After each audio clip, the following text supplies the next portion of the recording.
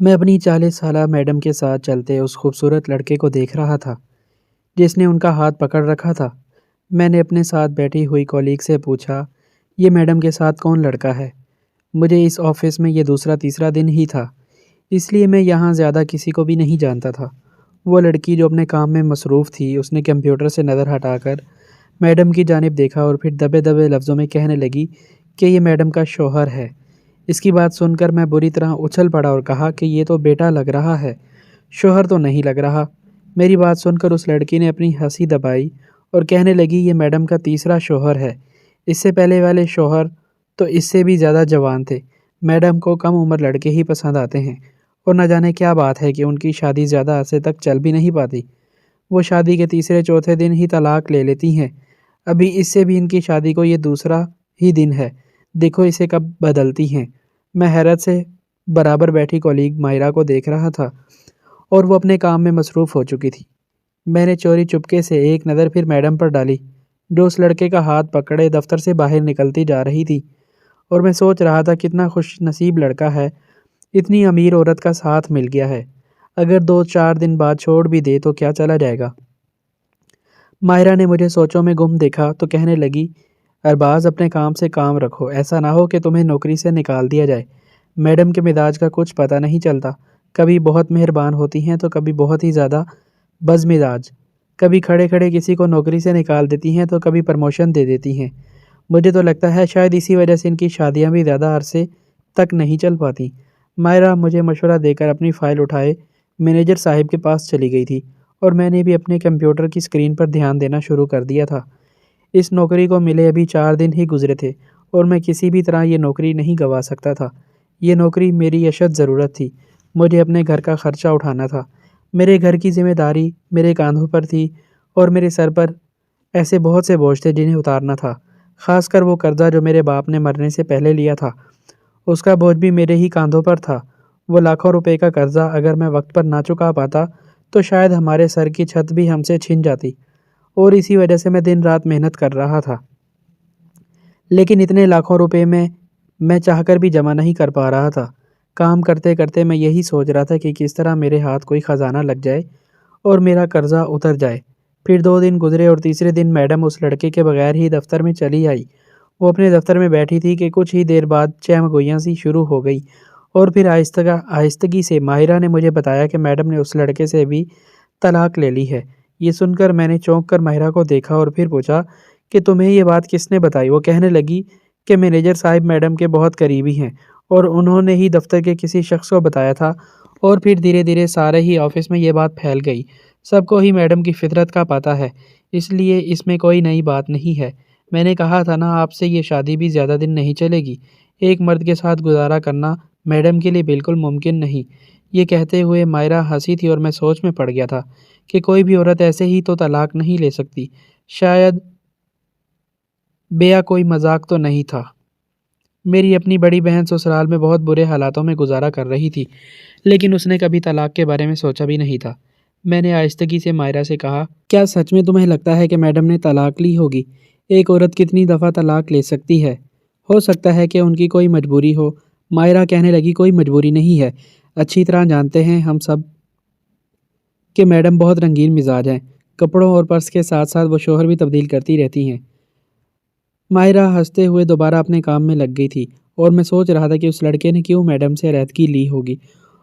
اگر کسی کو اتنی امیر عورت مل جائے تو بھلا وہ کیوں چھوڑے گا؟ پھر میڈم بھی بہت ہی خوبصورت اور حسین تھی، 40 سال کی عمر میں بھی ان کی شخصیت میں ایک خاص قسم کا حسن موجود تھا۔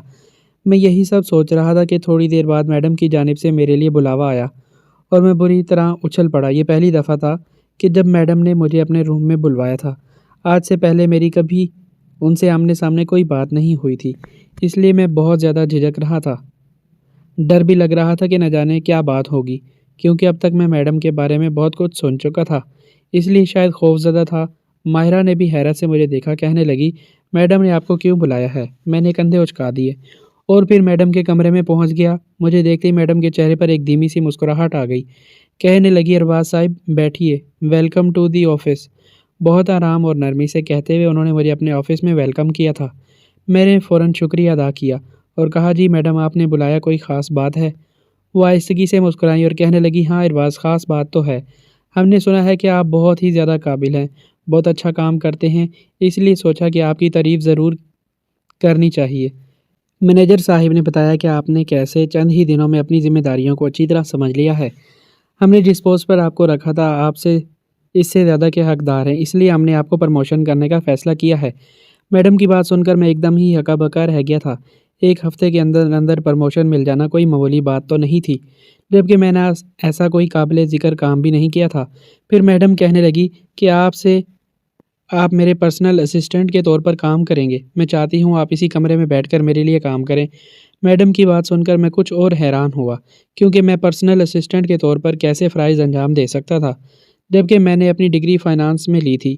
مجھے HR میں جانا تھا، لیکن میڈم مجھے ہی اپنا پرسنل اسسٹنٹ بنانا چاہتی تھی۔ اس لیے میں حیران کن نظروں سے انہیں دیکھنے لگا۔ میڈم کہنے لگی کہ ڈگری سے کچھ نہیں ہوتا، انسان کی قابلیت دیکھ کر فیصلہ کیا جاتا ہے کہ اسے کہاں ہونا چاہیے، اور میں جانتی ہوں کہ تم میرے پرسنل اسسٹنٹ کے طور پر بہت اچھا کام کر سکتے ہو۔ تمہاری سیلری بھی ڈبل کر دی جائے گی اور تمہیں آفس کی طرف سے گاڑی بھی ملے گی، اس لیے تمہیں پریشان ہونے کی ضرورت نہیں ہے۔ میڈم کی ان مہربانیوں نے تو مجھے بالکل ہی ہکا بکا ہونے پر مجبور کر دیا تھا۔ پھر میں نے دل سے انہیں تھینک یو کہا اور واپسی اپنے کیبن تک آیا۔ سارا وقت میں یہی سوچ رہا تھا کہ میڈم بہت ہی اچھی اور رحم دل عورت ہیں، جو انہوں نے میرے ساتھ اتنی بھلائی کی ہے۔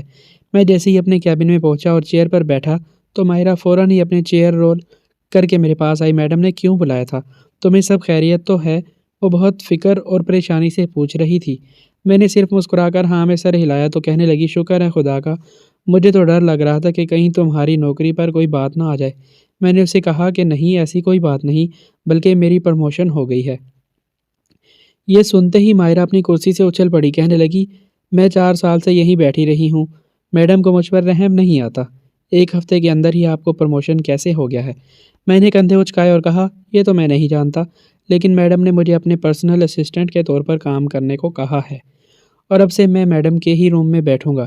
ماہرہ پھٹی پھٹی آنکھوں سے مجھے دیکھتے ہوئے کہنے لگی کہ آپ کی تو کایا ہی پلٹ گئی ہے، لیکن جو لوگ میڈم کے زیادہ قریب ہوتے ہیں انہیں زیادہ خطرات لاحق ہوتے ہیں۔ ایسا نہ ہو اپنے شوہر کی طرح آپ کو بھی بدل دیں، اس لیے ذرا محتاط رہیے گا۔ مجھے مبارکباد دیتے ہوئے ماہرہ نے احتیاطی تدابیر بھی سنا ڈالی، اور میں نے ہنس کر کہا، فکر نہ کرو، میں کچھ ایسا ویسا نہیں کروں گا جس سے میڈم ناراض ہوں۔ میں تو اس بات پر ہی بہت خوش تھا کہ مجھے گاڑی مل رہی تھی۔ میرا ہمیشہ سے خواب تھا کہ میرے پاس ایک چمچماتی ہوئی گاڑی ہو۔ اگلے ہی دن سے مجھے میڈم کے آفس میں بیٹھنے کے لیے سیٹ مل گئی، اور سارے آفس میں چہم گوئیاں شروع ہو گئیں کہ اچانک یہ ارباز کا پروموشن کیسے ہو گیا ہے۔ ہر کوئی مجھے عجیب سی سوالیہ نظروں سے دیکھ رہا تھا، جیسے اس ترقی کے پیچھے چھپی وجہ کو جاننا چاہتا ہو۔ لیکن حقیقت تو یہ تھی کہ مجھے بھی وجہ کا علم نہ تھا۔ مجھے تو خود ایک دم شوق لگا تھا کہ میڈم نے میرا پروموشن کیسے کر دیا، جبکہ میں نے ان کے ساتھ زیادہ کام بھی نہیں کیا تھا۔ ایک ہفتے کے اندر اتنا اچھا پروموشن ہو جانا، اور پھر پروموشن کے 4 دن بعد ہی سفید رنگ کی چمچماتی گاڑی کا مل جانا، ہر کسی کے لیے انتہائی حیران کن تھا، خود میرے لیے بھی۔ میری ماں تو پریشان نظروں سے دیکھتے ہوئے مجھ سے پوچھ رہی تھی، تو نے کچھ الٹا سیدھا تو نہیں کیا ہے؟ نوکری کے چند دنوں بعد ایسی ترقی تو آج تک نہیں دیکھی۔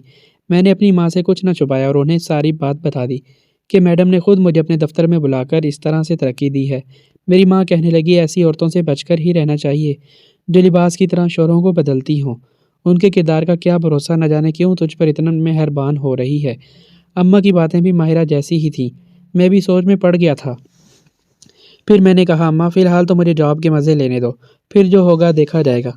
جتنی اچھی تنخواہ ہے اس میں بہت جلد ہی میں بہنوں کی شادی کے لیے پیسے جمع کر پاؤں گا، پھر نوکری چھوٹ بھی گئی تو کوئی غم نہیں۔ اماں بھی یہ سن کر مطمئن ہو گئی تھی۔ میں نے دل و جان سے کام شروع کر دیا۔ میں میڈم کے دفتر میں جا کر بیٹھتا، میڈم مجھے کافی سارے کام بتایا کرتی تھی، اور میں پوری طرح خوش دلی سے وہ کام نپٹا دیا کرتا۔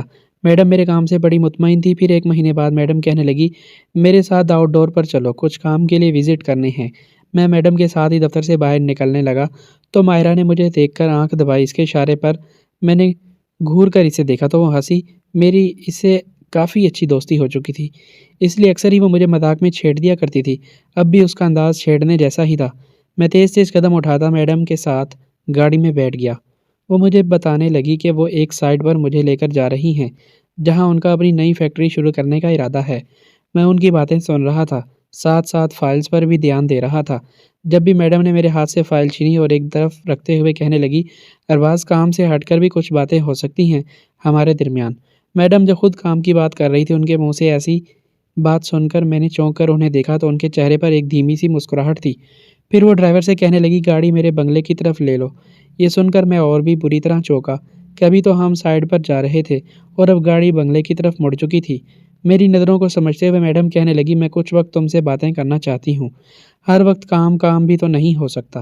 میں نے میڈم کی بات کا کوئی جواب نہ دیا بلکہ دماغ میں دو جمع دو کرنے لگا کہ کیا ہونے جا رہا ہے۔ مجھے لگ رہا تھا کہ میری نوکری خطرے میں ہے یا پھر شاید میں نے کوئی غلط فیصلہ کر لیا ہے۔ مجھے میڈم کا پرسنل اسسٹنٹ بننا ہی نہیں چاہیے تھا۔ میڈم نے جس طرح سے اپنا انداز بدلا تھا، مجھے وہ کوئی ذہنی مریضہ معلوم ہو رہی تھی کہ کام سے اچانک ہی وہ ذاتیات پر اتر آئی تھی۔ میڈم کے بنگلے پر پہنچ کر میں کچھ ہچکچا رہا تھا کہ مجھے اندر جانا چاہیے یا نہیں، لیکن میرے پاس انکار کی کوئی گنجائش نہیں تھی، اس لیے میں میڈم کے ساتھ اندر داخل ہو گیا۔ میں نے اتنا عالیشان بنگلہ آج سے پہلے کبھی نہیں دیکھا تھا۔ میڈم سیدھے مجھے اپنے ساتھ بیڈ روم میں لے گئی اور اس بات نے میرے ہوش اڑا دیے۔ وہ چاہتی تو مجھے ڈرائنگ روم میں بھی بٹھا سکتی تھی، لیکن نہ جانے کیوں انہوں نے مجھے سیدھے اپنے بیڈ روم میں لے جا کر بٹھایا تھا۔ پھر وہ میرے سامنے بیٹھ گئی، کہنے لگی، ارباز اپنے بارے میں کچھ بتاؤ۔ ان کی شوق نگاہیں میرے وجود پر جم گئی تھیں اور میں مرد ہونے کے باوجود اپنی عزت کو خطرے میں محسوس کر رہا تھا۔ اس عورت نے لباس کی طرح شوہر بدلے تھے، ہر کوئی اس کی رنگین فطرت سے واقف تھا اور اب شاید میں اس کا شکار ہونے والا تھا۔ میں نے کچھ گھبرا کر کہا، میڈم میں تو ایک غریب سا آدمی ہوں، 2 بہنوں کی ذمہ داری میرے کاندھوں پر ہے اور اس سے بھی زیادہ ٹینشن ہے تو مجھے اس قرضے کی ہے جو میرے والد صاحب کی وجہ سے ہم لوگوں پر چڑھ گیا ہے۔ دراصل میرے والد صاحب نے اپنے کاروبار کے لیے کچھ لوگوں سے ادھار لیا تھا، لیکن پھر کاروبار بھی نہ چل سکا اور وہ پیسہ بھی ڈوب گیا، جس کا نتیجہ یہ نکلا کہ آج ہم سر سے پاؤں تک قرضے میں ڈوبے ہوئے ہیں۔ بس مجھے کسی نہ کسی طرح وہ لاکھوں روپے واپس اتارنے ہیں تاکہ میرے گھر والے اس مشکل سے آزاد ہو جائیں۔ اس قرضے کی وجہ سے ہی میری بہنوں کے اچھے رشتے بھی نہیں آتے، کیونکہ ہر کوئی جانتا ہے کہ ہم لاکھوں روپے کے قرض دار ہیں، اس لیے ہماری دہلیز پر کوئی رشتہ جوڑنے ہی نہیں آتا۔ مجھے ڈر لگتا ہے کہ کہیں اس قرضے کی وجہ سے میری بہنیں دہلیز پر ہی بوڑھی نہ ہو جائیں۔ ماں بھی اس وجہ سے بیمار رہنے لگی ہے اور اب تو یہ خوف آتا ہے کہ کہیں میری ماں کو ہی کچھ نہ ہو جائے۔ اپنی ساری مشکلات بتاتے ہوئے میری آنکھیں بھیگنے لگی تھیں۔ میڈم نے فوراً میرے کاندھے پر ہاتھ رکھا اور کہنے لگی، ارباز پریشان نہ ہو، وقت کے ساتھ ساتھ سب کچھ ٹھیک ہو جائے گا۔ میں نے اپنے آنسوؤں کو اپنے حلق میں اتارا اور کہا، میڈم سائڈ پر نہیں جانا ہے کیا؟ وہ مسکرا کر کہنے لگی، جانا ہے، لیکن اس سے پہلے میں تم سے کچھ بات کرنا چاہتی ہوں۔ دراصل میں تم سے شادی کرنا چاہتی ہوں۔ میڈم نے سیدھے مجھ سے شادی کی بات کر کے مجھے حیران کر دیا تھا۔ میں نے ایک دم گھبرا کر کہنے لگا، میڈم میں آپ سے شادی کیسے کر سکتا ہوں؟ آپ تو بہت امیر عورت ہیں۔ میں چاہ کر بھی یہ نہ کہہ پایا کہ ابھی تو آپ کی طلاق ہوئی ہے۔ میڈم مسکرائیں اور کہنے لگی، میں جانتی ہوں کہ تمہیں معلوم ہوگا، میری بہت ساری شادیاں ہو چکی ہیں اور بہت دفعہ طلاق بھی ہو گئی ہے۔ پتہ ہے کیوں؟ کیونکہ میرا کسی بھی شوہر کے ساتھ تعلق نہیں بن سکا۔ میں نے ہمیشہ یہ سوچ کر شادی کی کہ آنے والا اپنی طاقت سے مجھے خوش کرے گا، لیکن 2-4 دن بعد ہی مجھے طلاق لینی پڑی ہے، کیونکہ کوئی بھی لڑکا اس قابل نہیں تھا کہ وہ مجھے کچھ کر سکتا یا ازدواجی تعلق قائم کر سکتا۔ میڈم کی بات سن کر میں حیران رہ گیا کہ کیا واقعی میں جتنی بھی شادیاں انہوں نے کی تھیں وہ سب نامرد تھے؟ آخری والے شوہر کو تو میں نے بھی دیکھا تھا، وہ تو اچھا خاصا ڈیل ڈول والا جوان لڑکا تھا، کیا وہ بھی میڈم کے قابل نہیں تھا؟ میڈم آہستگی سے میری جانب جھکی اور کہنے لگی کہ تمہیں بھی میں 1 رات کا وقت دوں گی۔ اگر شادی کی پہلی رات ہی تم نے خود کو طاقتور ثابت کر دیا تو میں ہمیشہ کے لیے تمہاری ہو جاؤں گی، لیکن اگر تم بھی کمزور ثابت ہوئے تو میں تم سے بھی طلاق لے لوں گی۔ ہاں البتہ میں تمہیں اس شادی کے لیے بہت سارا پیسہ دوں گی جس سے تمہارا قرضہ اتر جائے گا، پھر چاہے ہماری شادی بچے یا نہ بچے تمہاری مشکل حل ہو جائے گی، اور اگر تم مجھے خوش کرنے میں کامیاب ہو گئے تو ساری زندگی تمہاری عیش میں گزرے گی۔ میڈم کی بات سن کر میں سوچ میں پڑ گیا تھا۔ قرضہ اتارنے کا اس سے اچھا اور نایاب موقع شاید ہی مجھے کبھی مل سکتا تھا، لیکن میڈم کو ایسی کون سی طاقت چاہیے تھی کہ جو آج تک کسی بھی مرد سے انہیں نہیں مل سکی۔ میڈم نے مجھے پریشان دیکھا تو کہنے لگی، ارباز میں تمہیں سوچنے کے لیے وقت دیتی ہوں، لیکن اس شادی کے بارے میں تم اپنے گھر والوں کے علاوہ کسی سے ذکر نہ کرنا۔ دفتر کے لوگ ویسے ہی میرے بارے میں عجیب غریب باتیں کرتے ہیں، میں نہیں چاہتی کہ ہمارے رشتے کے بارے میں سن کر کوئی بھی تمہیں میرے خلاف کر دے۔ میں نے میڈم کی بات سن کر سر ہلایا اور انہی سوچوں میں گم ان کے ساتھ سائڈ پر گیا۔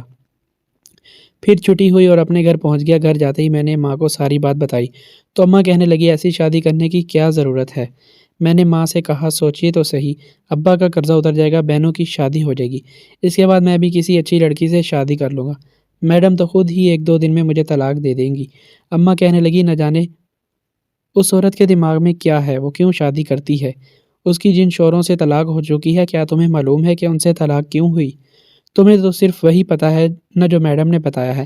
اماں کی بات سن کر میں سوچ میں پڑ گیا، واقعی مجھے ان کے شوہر سے مل کر پتہ تو کرنا چاہیے تھا کہ میڈم نے ان سے طلاق کیوں لی ہے، اور پھر میں نے خاموشی سے میڈم کے سابقہ شوہر کا پتہ لگوایا اور اس سے ملنے کے لیے چلا گیا، اور جو کچھ اس نے بتایا وہ سن کر میرے قدموں تلے سے زمین نکل گئی، اور سارا سچ جاننے کے بعد میں نے فیصلہ کیا کہ میں میڈم سے شادی بھی کروں گا اور اپنی مردانہ طاقت کو بھی ثابت کروں گا۔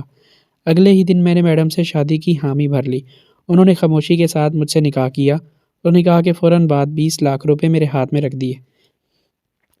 میری خوشی کی انتہا نہ رہی، کیونکہ اس پیسے سے ابا کا قرضہ بآسانی اتر سکتا تھا اور بہنوں کی شادیاں بھی اپنے زور بازو پر کر سکتا تھا۔ مجھے رخصت ہو کر میڈم کے بنگلے پر جانا تھا۔ میں نے اپنی ماں کو اس بات کے لیے راضی کر لیا تھا، اور پھر میں خاموشی سے ہی اپنا گھر چھوڑ کر میڈم کے گھر پہنچ گیا۔ ہماری شادی کی رات تھی، میڈم خوب تیار ہو کر بیٹھی تھی، مجھے دیکھتے ہی کہنے لگی ارباز تمہیں معلوم ہے نا کہ تمہیں اپنی طاقت سے مجھے خوش کرنا ہے، ورنہ میں تمہیں چھوڑ دوں گی۔ میں نے میڈم سے کہا جی مجھے معلوم ہے۔ پھر میڈم نے مجھے اپنے پاس بٹھایا اور میرا ہاتھ پکڑ لیا، کہنے لگی تمہیں ڈرنے یا گھبرانے کی ضرورت نہیں ہے، بس تمہاری طاقت تمہیں ہمیشہ کے لیے خوشیاں دے سکتی ہے۔ میں نے میڈم کی بات کا کوئی جواب نہ دیا، کیونکہ ساری سچائی کا مجھے پہلے ہی علم ہو چکا تھا۔ پھر میڈم نے اپنی الماری کھولی اور ایک عجیب سا سیاہ رنگ کا لباس نکال کر پہن لیا۔ اس کے بعد میڈم نے ایک دائرہ کھینچا، اس کے چاروں طرف دیے جلائے اور مجھے اس دائرے میں بٹھا دیا، اور کہنے لگی کہ اب اس دائرے سے باہر نہ نکلنا، میں تمہاری طاقتیں دیکھنا چاہتی ہوں۔ میڈم نے کوئی عمل شروع کیا تھا اور میں نے دل ہی دل میں وہ عمل شروع کر دیا تھا جو میں ایک عامل سے سیکھ کر آیا تھا۔ دراصل میں نے میڈم کے پہلے شوہر سے جب بات کی تو اس نے مجھے بتایا کہ میڈم کالا جادو کرتی ہیں اور جوان لڑکوں کے ذریعے سے وہ اپنی جادوئی طاقتوں کو بڑھاتی ہیں۔ اس کے بعد وہ جوان لڑکے کسی قابل نہیں رہتے۔ پہلے والے لڑکے نے بڑی مشکل سے ہی خود کو میڈم کی چنگل سے بچایا تھا، ورنہ وہ اسے بھی برباد کر کے چھوڑتی، کیونکہ اس سے پہلے والے شوہر بستر مرگ پر پڑے ہوئے تھے۔ میڈم نے کچھ جنات کو ان کے اوپر حاوی کر دیا تھا جو شاید میڈم کے موکل تھے، اور اب میڈم ان کے ذریعے سے آسانی سے اپنا کام کروا رہی تھی۔ ان جنات کو جسموں کی ضرورت ہوتی ہے، اور وہ جسم میڈم انہیں جوان لڑکوں سے شادی کر کے ان کی صورت میں دیا کرتی تھی۔ میڈم کے عمل کے ساتھ ساتھ جب میں نے عمل پڑھنا شروع کیا تو میڈم کی چیخیں نکلنا شروع ہو گئیں، وہ بری طرح رونے پیٹنے لگیں اور اپنے آپ کو نوچنے لگیں، اپنے کپڑے پھاڑنے لگیں، لیکن میں نے وہ اس عمل کو نہ چھوڑا، بلکہ میں لگاتار وہ سب کچھ پڑھتا گیا جو میڈم کے ہر عمل پر بھاری پڑ رہا تھا۔ کچھ ہی دیر بعد میڈم دیوانوں کی طرح بھاگتی ہوئی اس کمرے سے نکل گئیں۔ میں نے اپنی پڑھائی پوری کی اور پھر میں بھی اس دائرے سے نکل کر واپس اپنے گھر آ گیا۔ پھر اس عامل نے مجھے بتایا کہ میڈم کے سارے جنات اور موکلات واپس انہی کے وجود میں داخل ہو چکے ہیں اور اب وہ پوری طرح پاگل ہو جائے گی۔ اگلے ہی دن ماہرہ کا مجھے فون آیا اور اس نے مجھے یہی خبر سنائی کہ میڈم کا ذہنی توازن بگڑ گیا ہے۔ کل رات وہ پاگلوں کی طرح بھاگتی ہوئی اپنے بنگلے سے باہر نکلی اور اس کے بعد سے وہ اب تک سڑکوں پر دوڑتی پھر رہی ہیں۔ انہوں نے خود کو برہنہ بھی کر لیا ہے، شاید پاگل خانے والے انہیں پکڑ کر لے گئے ہیں۔ یہ خبر سن کر میں بالکل خاموش ہو گیا تھا۔ میں نے ماہرہ کو بتایا کہ یہ سب کچھ میری وجہ سے ہوا ہے، کیونکہ میں نے ان کے جادو کو الٹا ان پر پلٹا دیا تھا۔ باقی لڑکوں سے تو انہوں نے اپنی دی گئی رقم واپس نکلوا لی تھی، انہی جنات کے ذریعے سے، جو جنات انہوں نے ان لڑکوں کے وجود میں چھوڑے تھے۔ وہ ساری رقم میڈم کو واپس مل گئی تھی، لیکن میری باری میں وہ یہ بھی نہ کر سکی تھی۔ میرا قرضہ اتر گیا تھا، میں نے ایک دوسری کمپنی میں نوکری کر لی تھی۔ یہ بات کوئی بھی نہیں جانتا تھا کہ میری اور میڈم کی کبھی شادی ہوئی تھی۔ میں نے ماہرہ کے گھر رشتہ بھجوایا اور کچھ ہی عرصے بعد میری اور ماہرہ کی شادی ہو گئی۔ آج میں ماہرہ کے ساتھ ایک خوشگوار زندگی گزار رہا ہوں۔ کبھی کبھی میڈم کے بارے میں سوچتا ہوں تو مجھے بہت دکھ بھی ہوتا ہے، لیکن پھر وہی یہ خیال بھی آتا ہے کہ انہوں نے اپنے کالے جادو سے نہ جانے کتنی زندگیاں برباد کی تھیں، کبھی نہ کبھی تو انہیں انجام کو پہنچنا ہی تھا۔